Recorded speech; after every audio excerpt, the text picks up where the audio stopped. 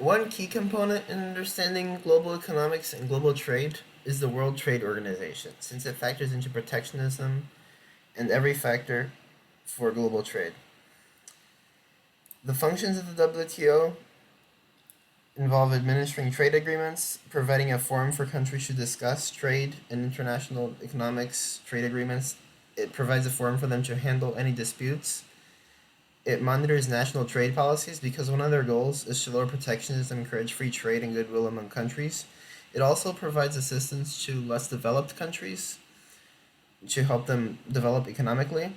And it cooperates with international organizations on issues involving global trade. For example, it may cooperate with the World Bank in helping less developed countries in Africa or provide discussing advice for countries to pursue. The reason it monitors national trade policies is because one of its goals is to lower tariffs in general, to liberalize trade. So, by providing a forum to negotiate agreements and settle dispute, it hopes to encourage non discrimination between nations and general free trade. Open trade, I guess, is a better term for this. It also seeks to provide more transparency, more openness in deals between countries, and to discourage unfair practices. This is all very idealistic, lowering trade barriers, helping less developed countries, settling disputes.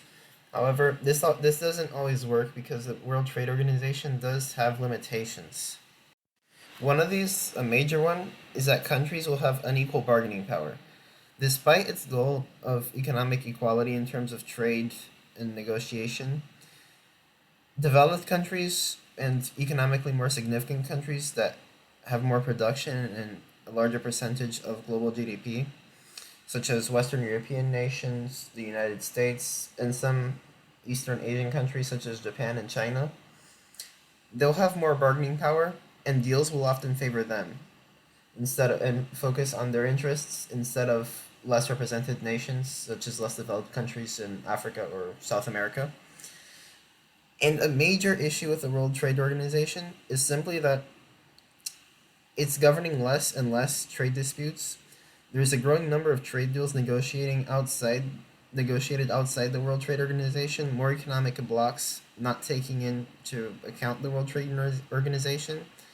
So there's been a shift towards greater independence from the World Trade Organization, which could be good for sovereignty, but in general, it's leading to a more or less open trade environment, which counteracts the WTO's goal of open trade and goodwill between countries.